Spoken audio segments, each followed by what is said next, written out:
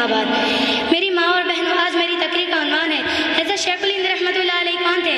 आज मैं आप हज़रात के सामने उस अजीम शख्सियत का तज़किरा करूँगी जिनके इल्म, अमल और जहद तक़वा से बर्र सग़ीर ही नहीं बल्कि पूरी दुनिया उससे फैज़ हासिल कर रही है।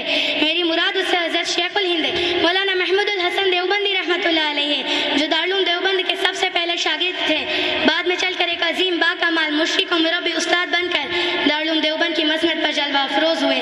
उनके उलूम से हज़ारों इल्म की प्यासों ने अपनी इल्म की प्यास बुझाई और उन्होंने ऐसे अजीम बाकमाल शागिर्द पैदा किए कि माजी में काल काल उनकी मिसालें मिलती हैं। उनके अजीम शागिर्दों में हज़रत शेखुल इस्लाम मौलाना हुसैन अहमद मदनी रहमतुल्लाह अलैह है, जिन्होंने जंग आज़ादी में कायदाना किरदार किया, और हज़रत हकीमुल उम्मत मौलाना अशरफ अली थानवी रहमतुल्लाह अलैह है, जिनके इल्म और अमल से तालिब इल्म और तालिब हिदायत आज तक फैज़याब हो रहे हैं। बानी तबलीग हज़रत मौलाना इलियास साहब रहमतुल्लाह अलैह है, जिनकी दावत और तबलीग दुनिया के चप्पे चप्पे और गोशे गोशे में फैली हुई है, और हज़ारों नहीं बल्कि लाखों करोड़ों लोगों को जो दीन से नाआशना थे, गुमराही के रास्ते पर चल रहे थे, उनके घर जा जाकर उनको दीन के रास्ते पर ला खड़ा किया है। उनके अलावा ऐसे हज़ारों शागिर्द हैं जिन्होंने अपने इल्म और अमल के ज़रिए से हिदायत को आम किया और जिहालत का कला कमा किया।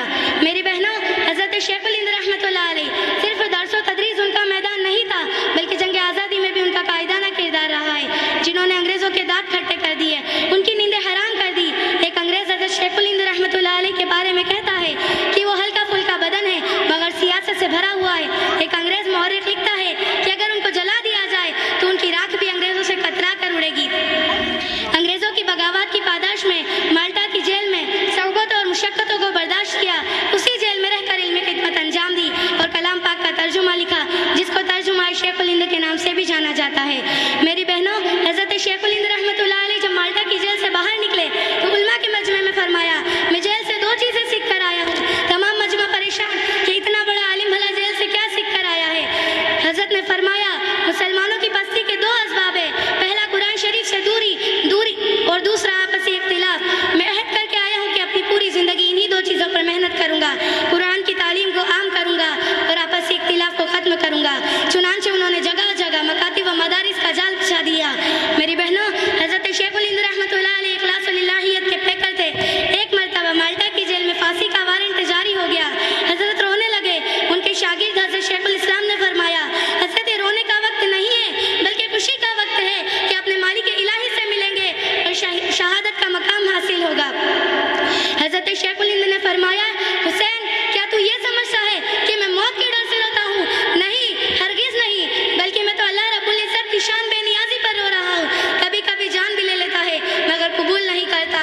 मैं इस डर से रोता हूँ कि कहीं अल्लाह ताला कबूल ना करे।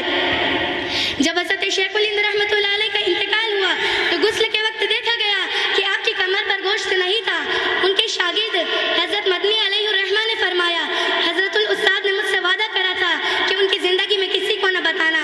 अब वो वफ़ात पा चुके हैं, मैं इस राज को आप तमाम के सामने खोलता हूँ। अंग्रेज़ लोहे की सलाखों को गर्म कर कर आपकी कमर पर दाग देते थे, इस वजह से कमर का गोश्त उड़ गया था। ये इखलास व लिल्लाहियत थी हज़रत शेख उल हिंद रहमतुल्लाह अलैह की, कि तहरीक आज़ादी में जो सऊबत को मुशक्क़तें बर्दाश्त की, उन्हें भी लोगों के सामने बयान करना गवारा नहीं किया और जंग आज़ादी खूब कमाल बहादुरी के साथ लड़ते रहे। उनके जाने के बाद उनके शागिर्दों ने और तैयार करता बहादुरों ने आखिरी दम तक जंग आज़ादी लड़ी और अंग्रेज़ों को मजबूर कर दिया हिंदुस्तान से बोरिया बिस्तर बांधने पर। ये हमारे असलाफ और अकाबिर थे जिन्होंने जंग आज़ादी के खातिर बड़ी सऊबत और मुशक्क़तें बर्दाश्त की।